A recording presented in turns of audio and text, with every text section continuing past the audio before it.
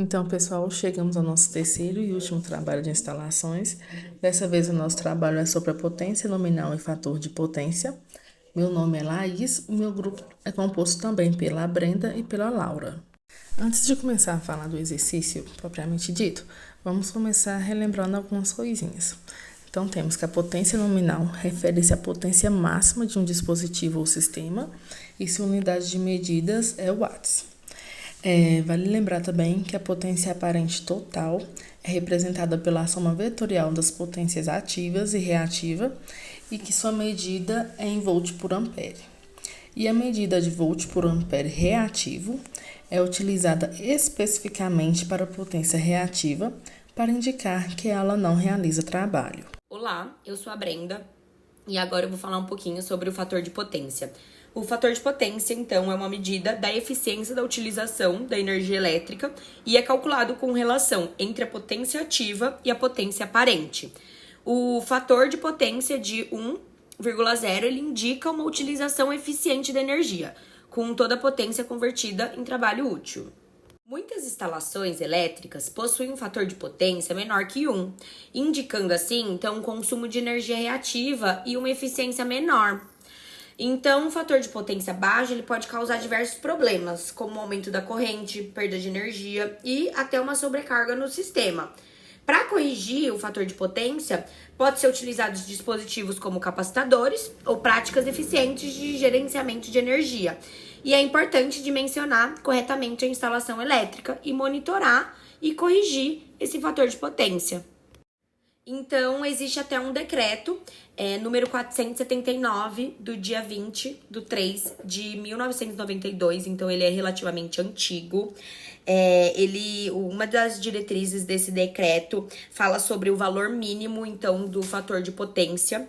No caso, não tem unidade de medida, então seria o valor mínimo de 0,92 do total daquele conjunto de carga que está sendo transformado em potência ativa. Então, o mínimo seria de 92% dessa potência, né, daquele conjunto de cargas, para que não tenha que pagar nenhuma multa, né? Então, as empresas, as indústrias, elas têm que seguir esse decreto de no mínimo 0,92 do indutivo das 6 da manhã até meia-noite e do capacitivo de meia-noite até às 6.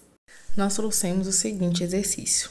Nós temos uma ligação de um motor de 10 cavalos a 220 volts e a força de potência no valor de 0,5.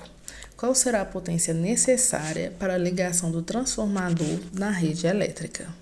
O primeiro passo para a resolução do exercício é fazer a transformação das unidades de potência.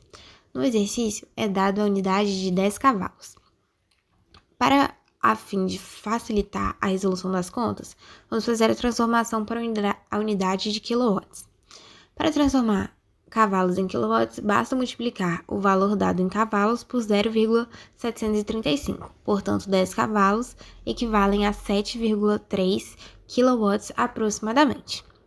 O segundo passo para a resolução do exercício é considerar o fator potência e assim utilizar a potência ativa que já calculamos, sendo 7,3 kW, em potência aparente.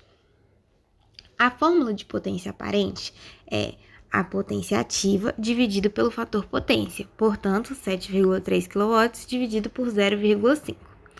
Esse resultado é 14,6 kVA.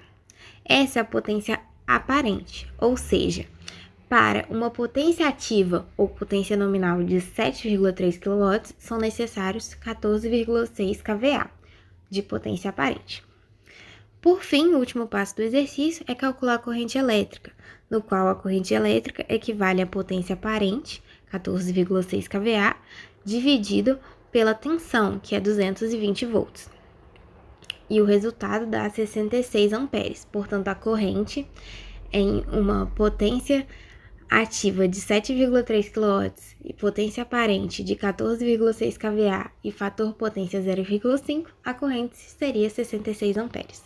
O primeiro passo para a resolução do exercício é fazer a transformação das unidades de potência. No exercício, é dado a unidade de 10 cavalos. Para a fim de facilitar a resolução das contas, vamos fazer a transformação para a unidade de quilowatts. Para transformar cavalos em quilowatts, basta multiplicar o valor dado em cavalos por 0,735. Portanto, 10 cavalos equivalem a 7,3 quilowatts aproximadamente. O segundo passo para a resolução do exercício é considerar o fator potência e assim utilizar a potência ativa que já calculamos, sendo 7,3 kW, em potência aparente. A fórmula de potência aparente é a potência ativa dividido pelo fator potência, portanto, 7,3 kW dividido por 0,5. Esse resultado é 14,6 kVA. Essa é a potência aparente, ou seja, para uma potência ativa ou potência nominal de 7,3 kW, são necessários 14,6 kVA de potência aparente. Por fim, o último passo do exercício é calcular a corrente elétrica, no qual a corrente elétrica equivale à potência aparente, 14,6 kVA, dividido pela tensão, que é 220 volts. E o resultado dá 66 amperes. Portanto, a corrente em uma potência ativa de 7,3 kW e potência aparente de 14,6 kVA e fator potência 0,5, a corrente seria 66 amperes. Nossas referências vieram de uma lista de exercícios do Instituto Federal de Minas Gerais e, a partir desse link do YouTube, é possível ver a resolução de alguns exercícios dessa lista. Muito obrigada a todos, em nome do grupo da Brenda, da Laís e da Laura.